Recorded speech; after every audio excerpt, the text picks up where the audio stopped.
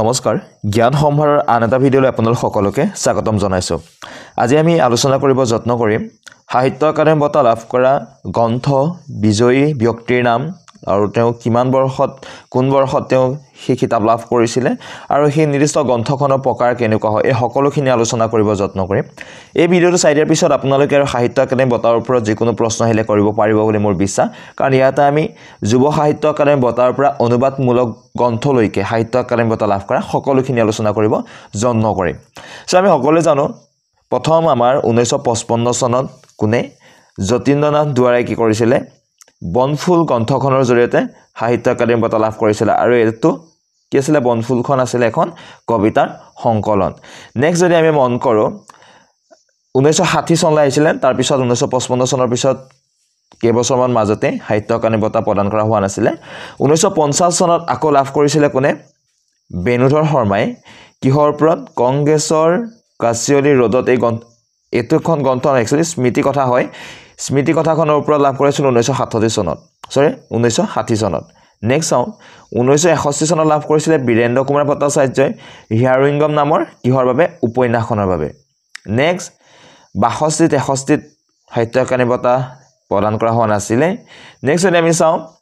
1964 চনত বিৰিঞ্চি কুমাৰ বৰুৱাই অসমৰ লোক সংস্কৃতি এখন গদ্য হয় লোক সংস্কৃতি বিষয়ক এই গ্ৰন্থখনৰ বাবে কি কৰিছিল লাভ কৰিছিল সাহিত্য একাডেমী বঁটা। নেক্সট 1965 চনত দিয়া হোৱা নাছিল। 1966 চনত আকৌ অম্বিকাগিৰি ৰায়চৌধুৰীয়ে বেদনাৰ উল্কা নামৰ যিখন কবিতা সংকলন আছিল সেই কবিতা সংকলনখনৰ বাবে লাভ কৰিছিল কি সাহিত্য একাডেমী বঁটা। নেক্সট আমি মন কৰো 1967 চনত কোনে পাইছিল 1967 চনত পাইছিল তৈলক্যনাথ গোস্বামীয়ে আধুনিক গল্প সাহিত্যৰ বাবে এখন গদ্য হয় সাহিত্য সমালোচনামূলক 1967 চনত। 1968 চনত লাভ কৰিছিল নলিনী বালাদেৱীয়ে অলকানন্দৰ বাবে লাভ কৰিছিল পৰীক্ষাত আহে এটো এটা হৈছে কবিতা সংকলন অৰ্থাৎ কবিতা পুথি। নেক্সট 1969 চনত অতুল চন্দ্ৰ হাজৰিকাই মঞ্চ লেখা যিখন হয় গদ্য হয় অসমীয়া মঞ্চ নাট বিষয়ক এখন গদ্য হয় তাৰ ওপৰত লাভ কৰিছিল। নেক্সট 1970 চনত কোনে লাভ কৰিছিল 1970 চনত লাভ কৰিছিল লক্ষ্মীনাথ ফুকনে মহাত্মাৰ পৰা ৰূপকোঁৱৰলৈকে এখন স্মৃতি কথা ইয়াৰ বাবে লাভ কৰিছিল সাহিত্য একাডেমী বঁটা 1970 চনত। 1971 চনত দিয়া হোৱা নাই। 1972 চনত সৈয়দ আব্দুল মালিকে অঘৰী আত্মাৰ কাহিনী এখন আহে উপন্যাস হয় 1973 চনত প্ৰদান কৰা হোৱা নাছিল আকৌ। নেক্সট 1974 চনত সৌৰভ কুমাৰ চলিহাই গোলাম নামৰ গল্প সংকলনখনৰ বাবে লাভ কৰিছিল। 1975 চনত কোনে লাভ কৰিছিল নৱকান্ত বৰুৱাই ককা দেউতাৰ হাড় নামৰ উপন্যাসখনৰ বাবে লাভ কৰিছিল। মনত ৰাখি যাব পৰীক্ষাত সুধি দিব ককা দেউতাৰ হাড় উপন্যাসখন কাৰ আছিল কি পাইছিল গোটেইখিনি কথা ইয়াতে আপোনালোকৰ স্পষ্ট হৈ আছে। নেক্সট 1976 চনত ভৱেন্দ্ৰনাথ শইকীয়াই লাভ কৰিছিল শৃংখল গল্প সংকলনটোৰ বাবে। 1967 চনত আকৌ আনন্দ চন্দ্ৰ বৰুৱাই বকুল বনৰ কবিতা এইটো কবিতা সংকলন হয় অৰ্থাৎ কবিতা পুথিৰ বাবে লাভ কৰিছিল। কি বঁটা লাভ কৰিছিল সাহিত্য একাডেমী বঁটাৰ বিষয়ে আমি আলোচনা কৰি আছো। নেক্সট আমি 1978 চনত হোমেন বৰগোহাঁইয়ে পিতা পুত্ৰ উপন্যাসখনৰ বাবে লাভ কৰিছিল। 1979 চনত ভৱেন বৰুৱাই সোণালী জাহাজ নামৰ কবিতা সংকলনখনৰ বাবে লাভ কৰিছিল সাহিত্য একাডেমী বঁটা। 1980 চনত লাভ কৰিছিল যোগেশ দাসে পৃথিৱীৰ অসুখ গল্প সংকলনটোৰ বাবে। 1981 চনত লাভ কৰিছিল নীলমণি ফুকনে কবিতা হয় এটো এটা কবিতা সংকলনটোৰ নামেই হৈছে কবিতা তাৰ বাবে তেওঁ লাভ কৰিছিল। আমি এইটো কথা আমি নিশ্চয় জানো 1982 চনত মামণি ৰয়ছম গোস্বামীয়ে তেওঁৰ সম্পূৰ্ণ নামটো প্ৰকৃত নাম হৈছে ইন্দিৰা গোস্বামী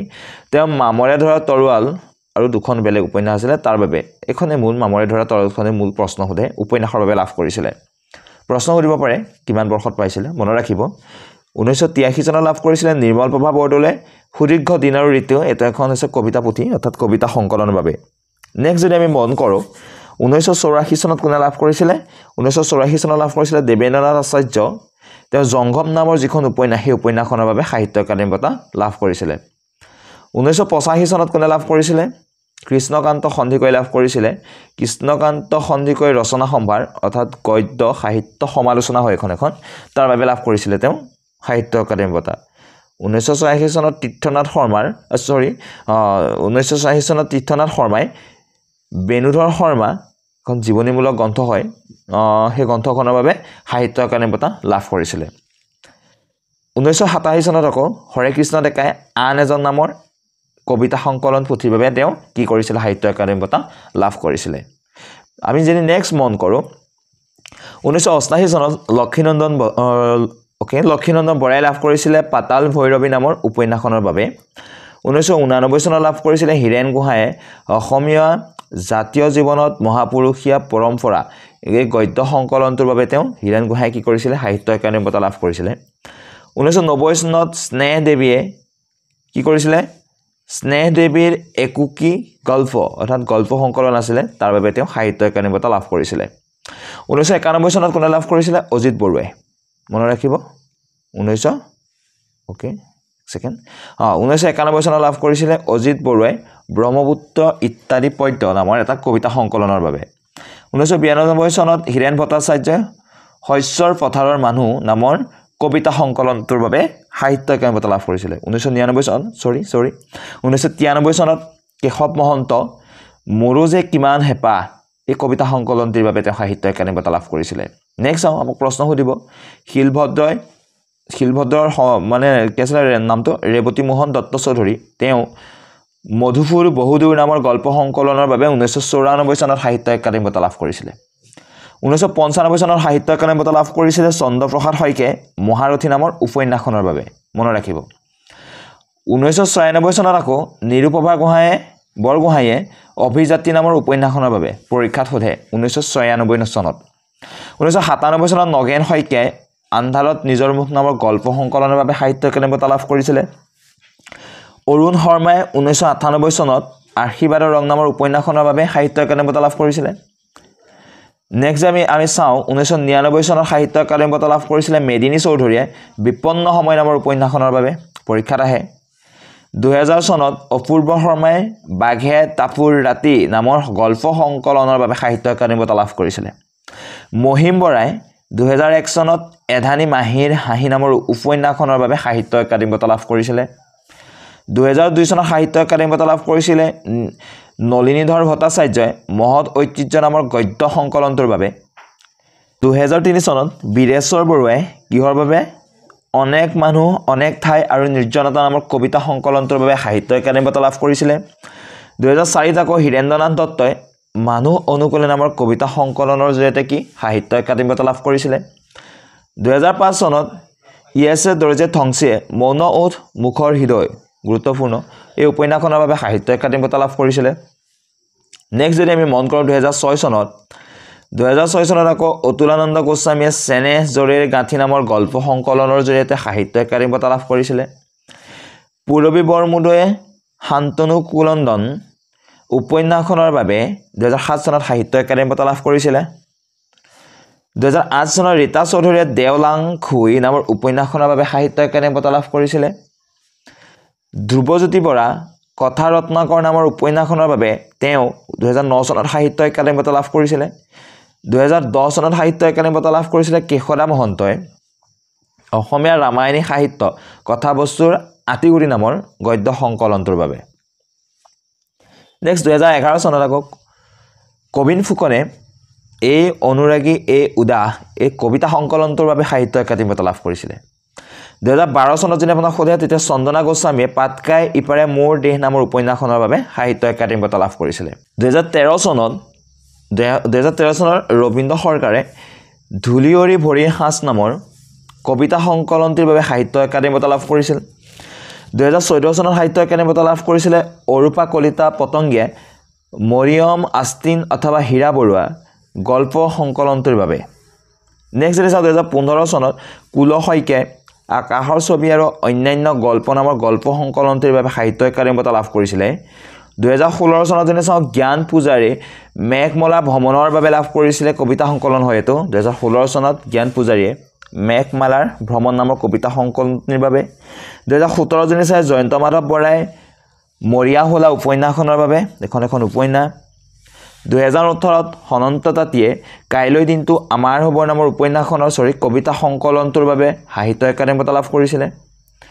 2019 চনত যদি আমি তথ্য চাওঁ 2019 চনত কোনে জয়শ্ৰী গোস্বামী মহন্ত মনত ৰাখিব চাণক্য নামৰ উপন্যাসখনৰ বাবে 2019 চনত 2020ত অপূৰ্ব কুমাৰ শইকীয়াৰ বেংক ছটা নামৰ চুটি গল্প সংকলনটিৰ বাবে সাহিত্য একাডেমী বঁটা লাভ কৰিছে 2021ত সাহিত্য একাডেমী বঁটা লাভ কৰিছিল অনুৰাধা শৰ্মা পূজাৰীৰ ইয়াত এখন অৰণ্য আছিল উপন্যাসখনৰ বাবে নেক্সট যদি আমি চাওঁ 2022 চনৰ কথা যদি চাওঁ মনোজ কুমাৰ গোস্বামীয়ে ভুল সত্য গল্প সংকলনটিৰ বাবে সাহিত্য একাডেমী বঁটা লাভ কৰিছিলে আৰু 2023ত প্ৰণৱজ্যোতি ডেকাই ডক্টৰ প্ৰণৱজ্যোতি ডেকাৰ শ্ৰেষ্ঠ গল্প সংকলনটিৰ বাবে কি কৰিছিলে সাহিত্য একাডেমী বঁটা লাভ কৰিছিলে এতিয়া আমি চাওঁ অসমীয়া ভাষালৈ অনুবাদ কৰা গ্ৰন্থৰ বাবে তলত উল্লেখিত লেখকসকলক সাহিত্য একাডেমীয়ে অনুবাদ সাহিত্যৰ বঁটা প্ৰদান কৰিছিলে ইউ হৈছে সাহিত্য একাডেমীৰ বঁটা এতিয়া চাই যাম অলপ 1990 চনত নৰেন্দ্ৰনাথ শৰ্মাই আত্মজীৱন চৰিত এণ্ড অটোবায়োগ্ৰাফি জৱাহৰলাল নেহৰুৰ ইংৰাজী ভাষাৰ আছিলে আত্মজীৱনীখনৰ বাবে তেওঁ লাভ কৰিছিলে এখন নৰেন্দ্ৰনাথ শৰ্মাই কি কৰিছিলে অনুবাদ কৰিছিলে 1991 চনত যদি আমি চাওঁ তেতিয়া হলে ৰাধিকা মোহন ভাগৱতীয়ে আমাৰ বাতৰি কাকতৰ কাহিনী নামৰ the story of our newspaper পেপাৰ চঞ্চল চৰকাৰৰ ইংৰাজী ভাষাৰ এখন কি হৈছিলে অনুবাদ কৰিছিল আৰু তেওঁ 1991 চনত অনুবাদ সাহিত্য একাডেমীৰ অনুবাদমূলক বঁটা লাভ কৰিছিলে 1992 চনত বিমল ভাগৱতীয়ে জজাতি নামৰ VS খান্দেকাৰৰ মাৰাঠী ভাষাৰ উপন্যাসখনৰ পৰা তেওঁ অনুবাদ কৰিছিলে এই জজাতিখন বিমল ভাগৱতীয়ে তাৰ বাবে তেওঁ 1992 চনত অনুবাদমূলক বঁটা লাভ কৰিছিল সাহিত্য একাডেমী বঁটা নেক্সট 1993 চনত ফণী তালুকদাৰে অঘৰী অৱতাৰ আৱাৰা মছিহা বিষ্ণু প্ৰভাকৰৰ হিন্দী ভাষাৰ এখন উপন্যাস হয় সেইখন তেওঁ অনুবাদ কৰিছিলে কোনে ফণী তালুকদাৰে 1993 চনত আৰু তাৰ বাবে তেওঁ সাহিত্য একাডেমী বঁটা লাভ কৰিছিলে অনুবাদমূলক নেক্সট 1994 চনৰ তথ্য জেনে চাওঁ বসুন্ধৰা শইকীয়াই দত্তা নামৰ শৰৎচন্দ্ৰ চট্টোপাধ্যায়ৰ বঙালী ভাষাৰ যিখন উপন্যাস সেই উপন্যাসখন তেওঁ কি কৰিছিলে অনুবাদ কৰি তেওঁ সাহিত্য একাডেমী বঁটা লাভ কৰিছিলে 1995 চনত কুলনাথ গগৈয়ে অৰণ্যৰ অধিকাৰ মহাশ্বেতা দেৱীৰ বঙালী উপন্যাসখন তেওঁ অনুবাদ কৰি সাহিত্য একাডেমী বঁটা লাভ কৰিছিলে অনুবাদমূলক এইকেইটা আমি চাই লওঁ 1996 চনত তিলক হাজৰিকাই ফণীশ্বৰনাথ ৰেণুৰ শ্ৰেষ্ঠ কাহিনী ফণীশ্বৰনাথ ৰেণু কি শ্ৰেষ্ঠ কাহানিয়া ফণীশ্বৰনাথ ৰেণু হিন্দী ভাষাৰ যিটো চুটি গল্প সংকলন আছিলে সেই গল্প সংকলনটি তেওঁ অনুবাদ কৰি তিলক হাজৰিকাই 1996 চনত সাহিত্য একাডেমীৰ অনুবাদমূলক বঁটা লাভ কৰিছিলে 1997 চনত কীৰ্তিনাথ হাজৰিকাই গান্ধী জীৱন কথা গান্ধী এ লাইফ কৃষ্ণা কৃপালানীয়ে লিখিছিলে এইখন তো ইংৰাজী ভাষাৰ জীৱনী হয় এইখনত অনুবাদ কৰি তেওঁ সাহিত্য একাডেমী বঁটা লাভ কৰিছিলে অনুবাদমূলক মনত ৰাখিব খালি 1998 চনত আকৌ গৌৰী শংকৰ ভট্টাচাৰ্যই স্বাধীনতাৰ ৰাজ বিচাৰ ট্ৰায়েলছ অফ ইণ্ডিপেণ্ডেন্সি বিআৰ আগৰৱালাৰ ইংৰাজী ভাষাৰ ৰচনা এখন তো এখন অনুবাদ কৰি তেওঁ সাহিত্য একাডেমী বঁটা লাভ কৰিছিলে 1999 চনত নিৰুপমা ফুকনে গোদান মুন্সী প্ৰেমচন্দ্ৰ হিন্দী উপন্যাসখন তেওঁ অনুবাদ কৰি সাহিত্য একাডেমীৰ অনুবাদমূলক কি কৰিছিলে বঁটা তেওঁ লাভ কৰিছিলে মনত ৰাখিব 2000 চনত আকৌ তীৰ্থ ফুকনে তমহ নামৰ এখন হিন্দী ভাষীৰ উপন্যাস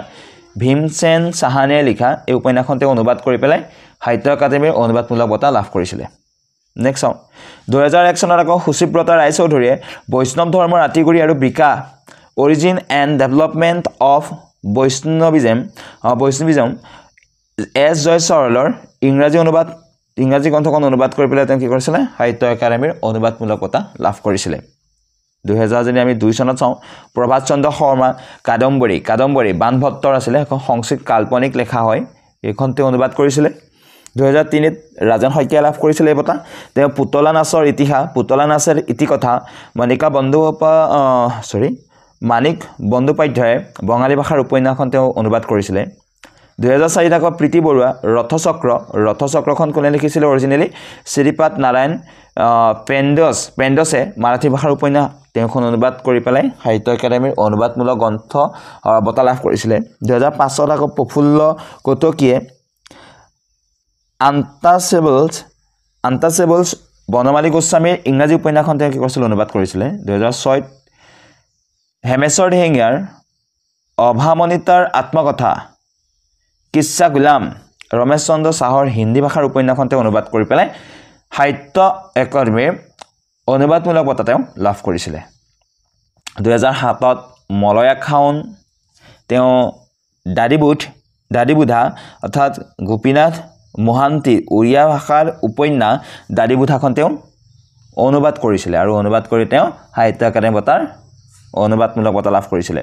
2008ত মালিনী গোস্বামী হৰ্ষচৰিতখন আছিলে বাণভট্টৰ সংস্কৃত জীৱনী হয় এখন তেওঁ অনুবাদ কৰি লাভ কৰিছিলে 2009ত যতীন্দ্ৰ কুমাৰ বৰগোহাঁই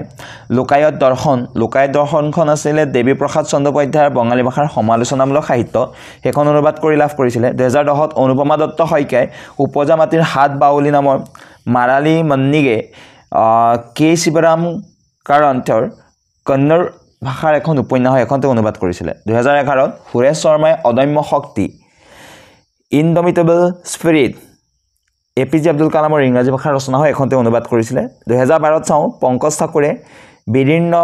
বাগজাই জাদাজ দতি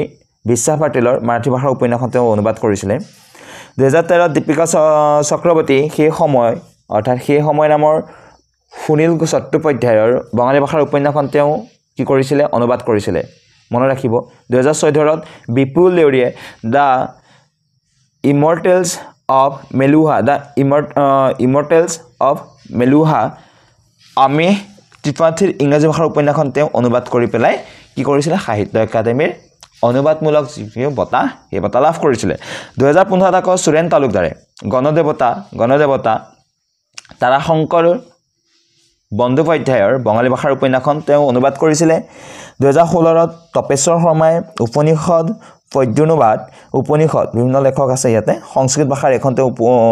অনুবাদ কৰিছিলে ওকে নেক্সট আমি চাওঁ 2017ত বাবুল তামুলীৰ এটিকলিত দুটিপাত two leaves and a bud মুল্কৰাজ আনন্দৰ ইংৰাজী ভাষাৰ উপন্যাসখন অনুবাদ কৰি পেলাই বঁটা লাভ কৰিছিলে 2008ত পাৰ্থপ্ৰতিম হাজৰিকাই ৰামায়ণ গংগাৰ পৰা ব্ৰহ্মপুত্ৰলৈ ৰামায়ণ ফ্ৰম গংগা টু ব্ৰহ্মপুত্ৰ মামণি ৰয়ছম গোস্বামীৰ মূল ইংৰাজী ভাষাৰ ৰচনা হয় এখন তেওঁ অনুবাদ কৰিছিলে নেক্সট 1919 চনত নৱকুমাৰৰ ৰাজতৰংগিনী কলহনৰ যিখন আমাৰ সংস্কৃত ভাষাৰ ঐতিহাসিক এখন ইতিবৃত্ত হয় তেওঁ এখন অনুবাদ কৰিছিলে 2020ত দিগন্ত বিশ্ব শৰ্মাই ভাৰতীয় সংস্কৃতি ভিত্তি নামৰ এখন হৈছে ইংৰাজী বিষয়ৰ প্ৰবন্ধ যিখন শ্ৰী অৰবিন্দই লিখিছিলে তাৰ বাবে তেওঁ সাহিত্য একাডেমীৰ অনুবাদমূলক বঁটা লাভ কৰিছিলে 2021ত পৰি হিলৈদাৰী তেওঁ দাঁতি পাৰৰ মানুহ নামৰ মামাংদাই ইংৰাজী ভাষাৰ এখন উপন্যাস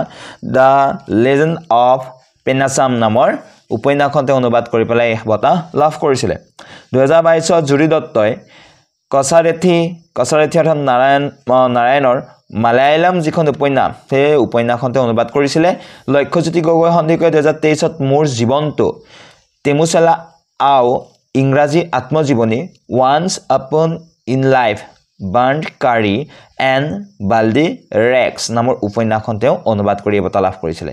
এতিয়া আমি চাওঁ 2010 চনৰ পৰা সাহিত্য একাডেমীয়ে অসমীয়া ভাষাৰ শিশু সাহিত্যলৈ শিশু সাহিত্য পুৰস্কাৰ প্ৰদান কৰি আহিছে চ' মন ৰাখিব চনটো তো এতিয়া কোনে কেনেকৈ পাইছিল আমি অকণমান চাই লওঁ 2010ত গগন চন্দ্ৰ অধিকাৰীয়ে শিশু সাহিত্যলৈ কৰা সমূহ সামগ্ৰিক অৱদানৰ ওপৰত তেওঁ লাভ কৰিছিলে প্ৰথম 2010 চনতে দিছিলে এইটো বঁটা কি বঁটা দিছিলে সাহিত্য একাডেমীৰ শিশু সাহিত্য বঁটা 2011ত বন্দিতা ফুকন তেওঁ সেউজীয়া ধৰিণ নামৰ উপন্যাসৰ বাবে লাভ কৰিছিলে 2012ত আকৌ শান্তনু তামুলীয়ে শিশু সাহিত্যলৈ সামগ্ৰিক অৱদানৰ ওপৰত 2013ত তুফপ্ৰভা কলিতাই শিশু সাহিত্যলৈ কৰা সামগ্ৰিক অৱদানৰ বাবে